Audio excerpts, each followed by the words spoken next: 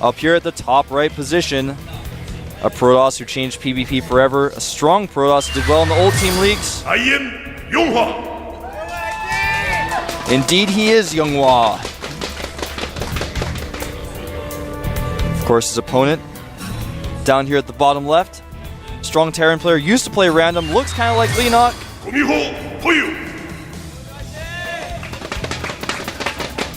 People in the Korean scene make jokes about it all the time, that he looks like Leenock. There's cheerfuls and stuff all the time about it whenever he plays or whenever Leenock plays. I think that's why he's not wearing his glasses anymore, just to try to add a little bit of differences between the two of them.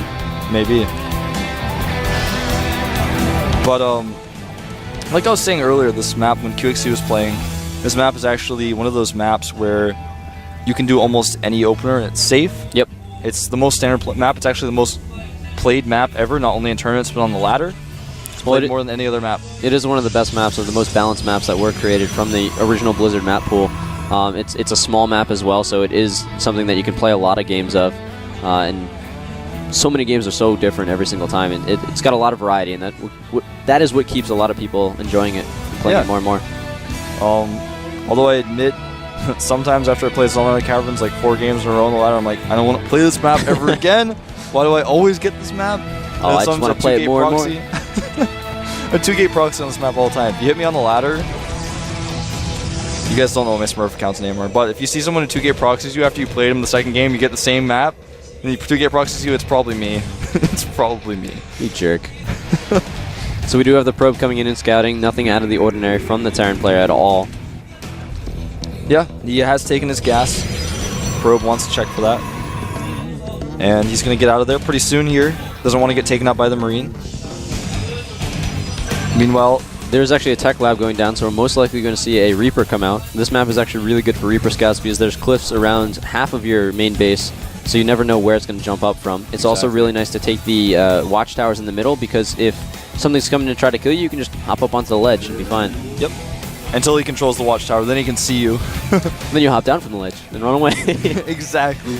But it is going to be a Marauder. So this most likely is going to be the Marauder expand. The weakness to this build, though, and the Probe saw it, then this is huge. The Probe sees he's going to make a Stargate here after he scouts that, because most likely, if someone's going for a Marauder expand, you can just kill them with Void Rays. It's so easy to do, and that Probe going down there, is he going to make a Stargate? No, it was just a trick. That Probe tricked me. Well, there was the SCV in his base for a while, so you might not have wanted to put out any sort of tech like the Stargate quickly. And once you miss that timing, you really need to change to a different build. That's true.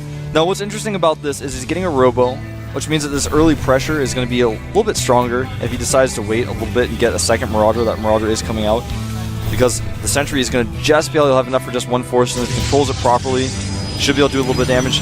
The interesting thing about this 1-gate Robo type of style is, I use it a lot, it's actually my favorite type of style. Some people call it the 2-gate Robo because you end up making a second gateway before you expand.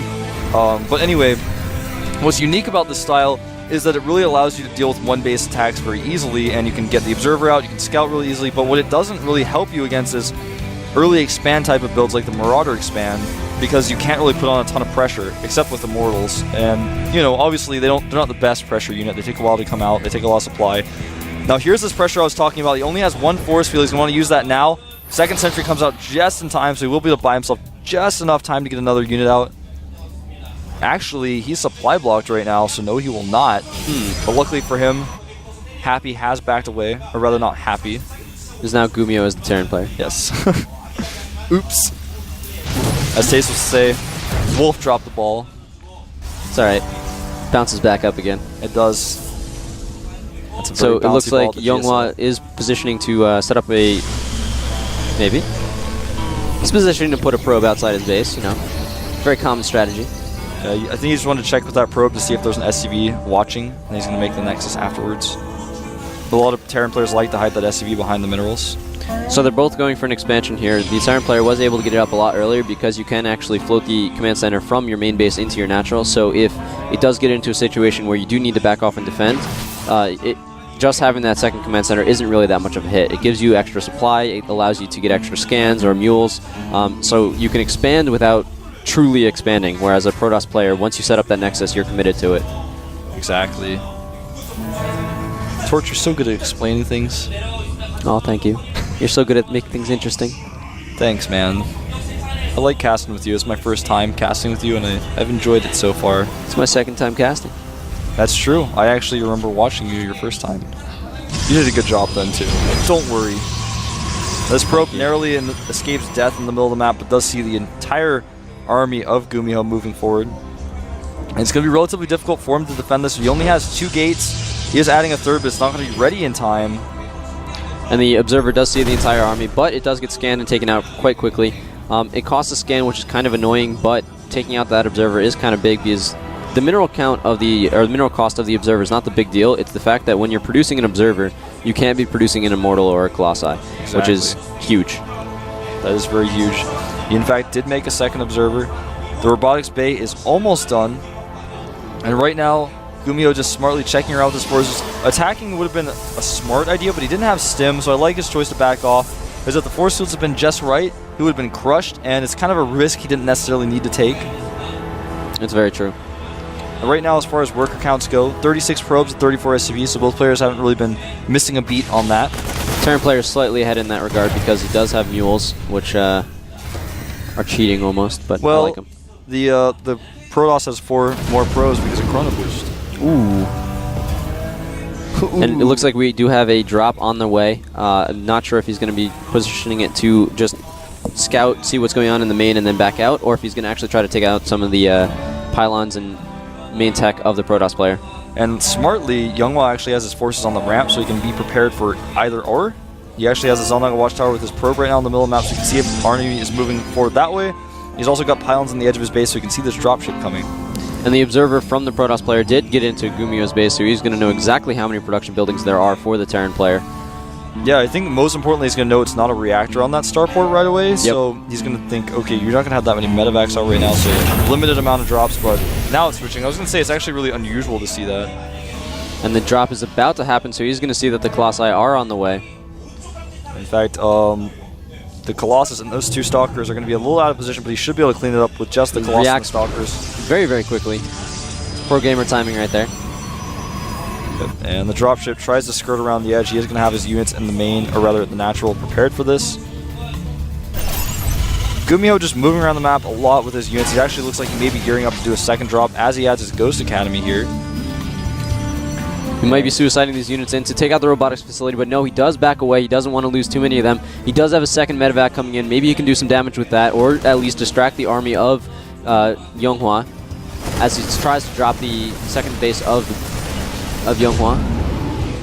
Almost takes out the pylon, but just backs off. He doesn't want to lose any of the units quite yet. That was kind of scary. I actually thought that he was going to lose the Colossus, because if you target down the Colossus, you lose all your units, but you kill a Colossus. It's a pretty good trade. Yeah. And sometimes you don't even necessarily lose all your units if you're quick enough and you lift them up. He's just going to continue to drop here, which I think is starting to get a little weird because his opponent knows the dropship's there. But he's going to kill a few probes.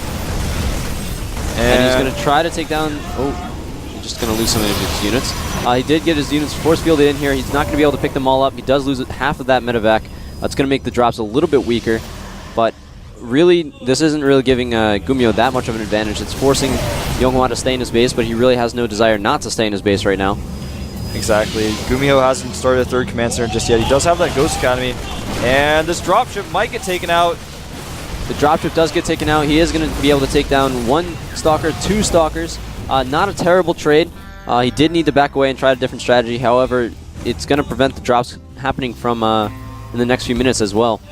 The second drop also got taken down quite a bit. There's 1 Marauder and 1 Marine left, but that's not really much that you can do anything with.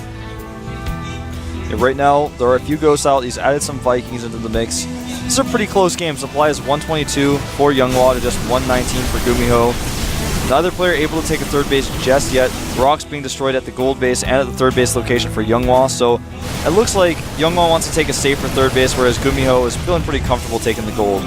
Yeah, economically they are pretty close, but the thing is that there are almost 4 Colossi on the field here for Younghwa, and there's only 2 Vikings out right now, but a few more are on the way. Oh, 2 just got finished. So if there were a fight right now, Younghwa would have a slight lead because of those Colossi numbers. He does take out that pylon, which actually supply blocks Younghwa, unfortunately for him. Just continuing to be very annoying with that dropship. I like that persistence. He's not losing it, he's just being annoying, killing pylons and leaving. If you got the APM to do that, it's always worth it. That's very true. And Yonghwa is tending to be a defensive player. He doesn't really move out until he knows he can win, but he hasn't really gotten the vision and the scouting that he really needs to know that he has a superior army right now.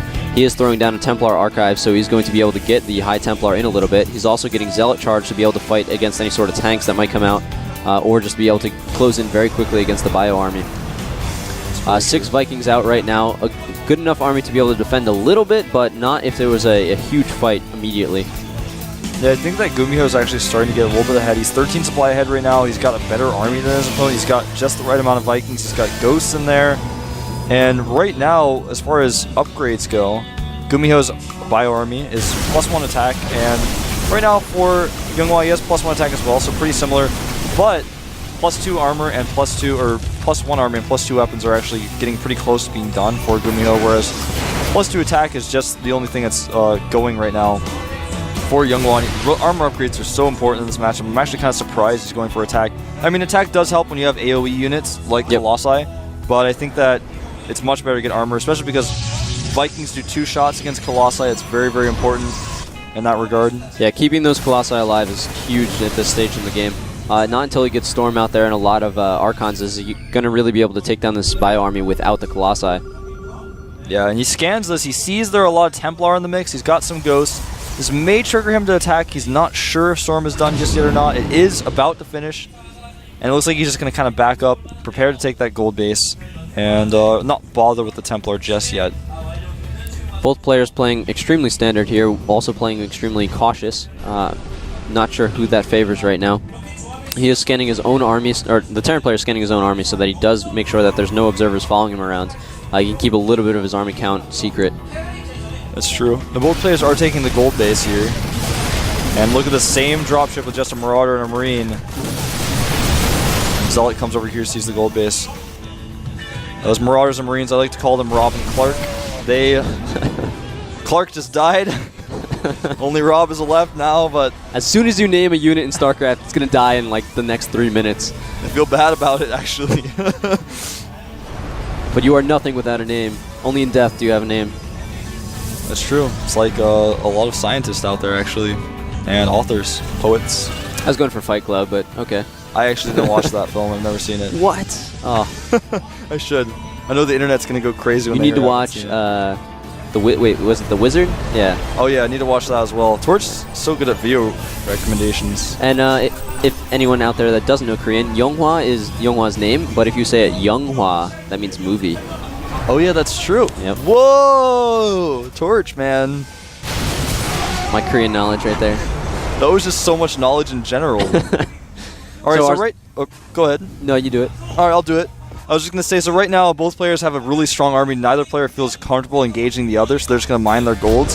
This is actually something I dislike about StarCraft 2 when players play like this, because it's so frustrating to watch, and it's tense, yeah. But there are other things that could be going on. There could be drops, there could be warp prisms, but I think StarCraft 2 is going to evolve. A Dark Shrine is going up. That could mean some more harassment. Here's just a Zealot running around.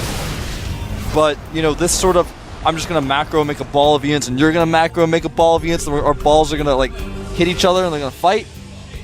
I don't think that'll ever happen. Don't give me that look, Torch. But yeah, I think StarCraft 2 is going to evolve to where players will do more harassment. Gumiho's ball is coming in here and is about to touch Yonghwa's ball, but it doesn't quite. They back off before it really collides. The Vikings are positioning to try to snipe some of the... wow. Nice EMPs there. But there are so many Colossi. The Colossi being flanked nicely by these Vikings, though, and the Storms just weren't there at the initial part of the battle. It's actually a pretty close fight. Both players' supplies falling very rapidly, but the Colossi are falling, and there are no Templar left, so even though he cleans this up, he lost a lot in that fight. He did lose a lot in that fight, but there are these Blinkstalkers now here, so he can counter immediately. There is no Planetary Fortress at the gold, so he can do a lot of damage if he pushes up, but he is being a little too defensive right now. He's pulling a little bit of a happy here and not pushing the lead that he does have. Yep, that seems to be the trend today with IM players. I actually scared of that missile turret. Yeah, I actually see no reason why he did not attack that base. He could have blinked back. He has blink, just playing it extremely safely, but almost too safe. Needs to do some damage here, put on some pressure, and he's just not doing it. Wants to get his Templar forward. May Storm on some of these SCVs. That'll be a little bit unnecessary given that he has Stalkers. This is a little bit strange. There are a few units from the Terran player attacking the third, but it's not really enough to really scare him to pull back his main army. I don't know why he's sitting there right now. Yeah, and I think he's afraid of a counterattack maybe. And speaking of counterattacks, he's going to run forward here. And going back is the wrong choice in this case. Well, actually, in this case, since he targeted down those cannons first, it might end up being okay. But yeah, both players are going to kill their opponents' gold bases. And these Templars are going to get caught. He's going to get some storms off, but he's going to lose all the Templars, only taking out a few of the bio units. The rest of the ball of Yonghua is coming back. However, the Nexus is already dead. He is going to be able to blink forward and take out a few more of these bio units, hopefully without losing too many units of his own. Gumiho is sitting at 2,000 minerals right now. You can tell he's really hurting for that gas. Didn't add as many production facilities as he should have. And I know we're sounding really critical about these players, but I think they're really nervous, Torch. Yeah, this is the first actual GSTL. It's a lot more important than the GSTL preseasons that we had over the past 3 months. This match could really decide who makes playoffs.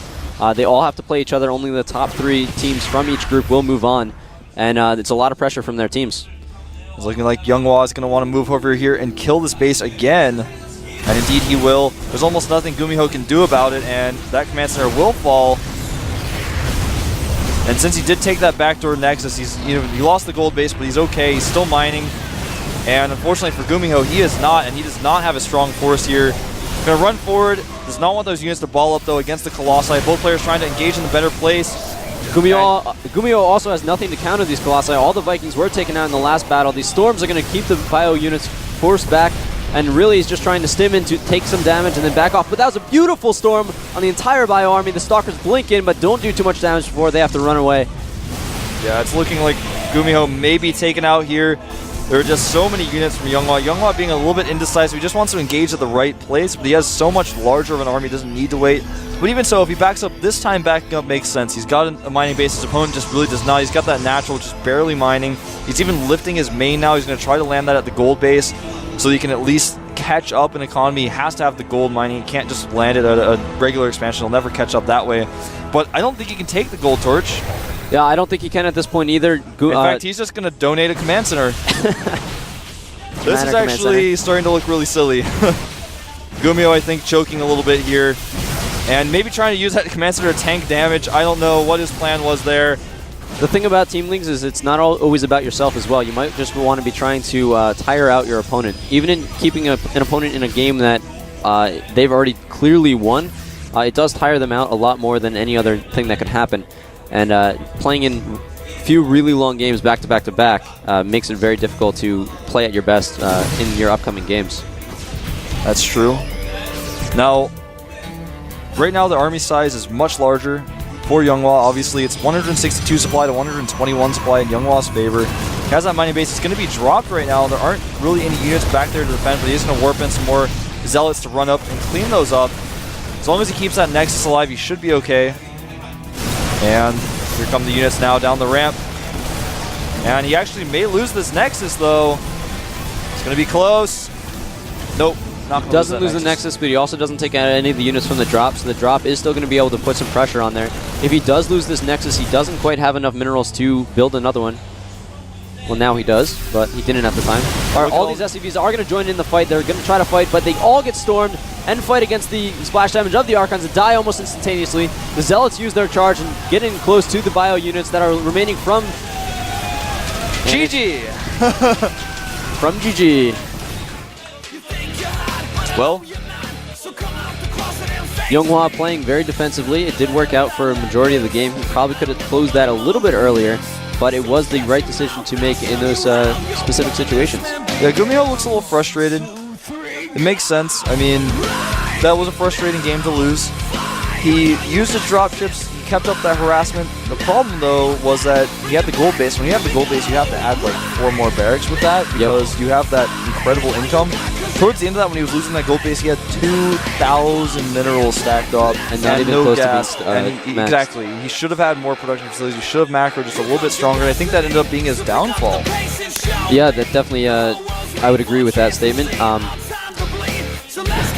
His was just very unfortunate. He also did lose a lot of his Vikings after that first battle, so he was able to bring the Bio army back up a little bit, but he didn't have the anti-Colossi army that he really needed. There was also then full tech from the Protoss, Charge, Blink, Storm, Colossi out on the field, and once you get to that point against the Protoss player, they're very, very scary. Now it looks like SC may be our next player from FOU. He is being talked to right now by Choya. SC actually my favorite FOU player.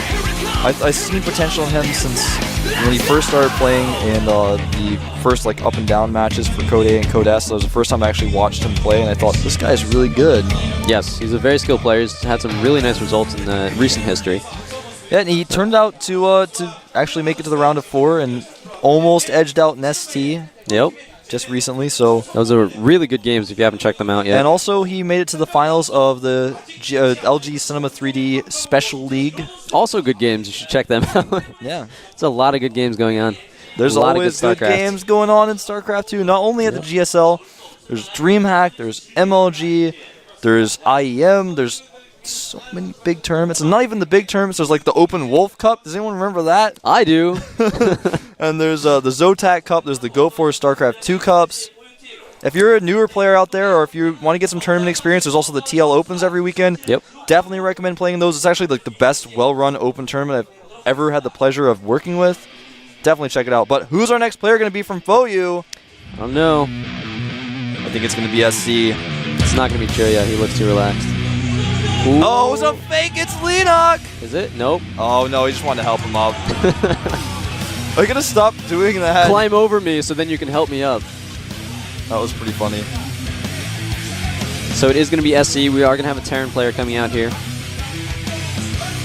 Terran versus Protoss once again. Yeah, it's interesting to send a Terran out after Younghwa looked pretty strong, but I think Younghwa did have some very vulnerable points in that game. And maybe SC was watching that. Well, obviously SC was watching that game, so maybe he sees the weaknesses and knows exactly when to capitalize on it. There weren't a whole lot of drops going on that were successful, but they were forcing him to stay in his base. And maybe if SC noticed that, he can do the drop as like a fake pressure type thing, and then set up a bunch of expansions at the same time. Yeah, or if he was able to take the gold base, for example, or you know, in this case, take a third base. This is a different map. It's actually Crossfire. You know, maybe capitalize on that macro a little bit more, get more units out. I mean, the gold base on Crossfire is actually almost impossible to take, and it's just not normal to have a gold base like that. But anyway, I was just saying, just macro a little bit better. I think he probably thought, you know, Gumiho, you actually could have beaten that guy if you just added 4 more barracks, man. Or was a little bit more aggressive. Because Younghwa is a very passive player. He's a very passive person in general, which leads to being a very mannered guy. But it makes the defense very strong, but it gives you the opportunity to be a little bit more aggressive with your economy. I just like how you called him a very passive person in general. He is, if you talk to him. He's also a very passive person in general. Just the other day, I asked him to buy me a soda, and he didn't even question me. He just went and bought it. Alright, so map is going to be Crossfire, as I said, and it's time for the Wolf Crossfire rant. Crossfire, a map that Terrans have generally done well on, but we saw Moonin lose on this map, trying to do a tech-oriented build. Maybe we'll see something similar from Younghwa here. I'm sure he's practiced for this map. Every non-Terran player has to practice for this map because the Terran plays generally on this map relatively predictable. So it's really good to practice specifically against different types of strategies on this map. We've seen strategies from the best. We've seen strategies from so many Terrans. There's so many Terrans like name, like Nada did specific strategy on this map. But at the same time, you also have that backdoor entrance where Protoss doing any sort of really early aggression like what Squirtle did. Yeah. You can really take advantage of it. Or actually when we saw, I believe it was Alicia play in the Super Tournament, he did a nice little all-in and used the backdoor to just be aggressive there. So there are a lot of different options for Protoss on this map. They just haven't been doing as well as Terrans have, as far as I know, as far as I've seen. So anyway, the map is loading. Will Younghwa close it out, or will SC bring his team back up? Let's find out here on Crossfire.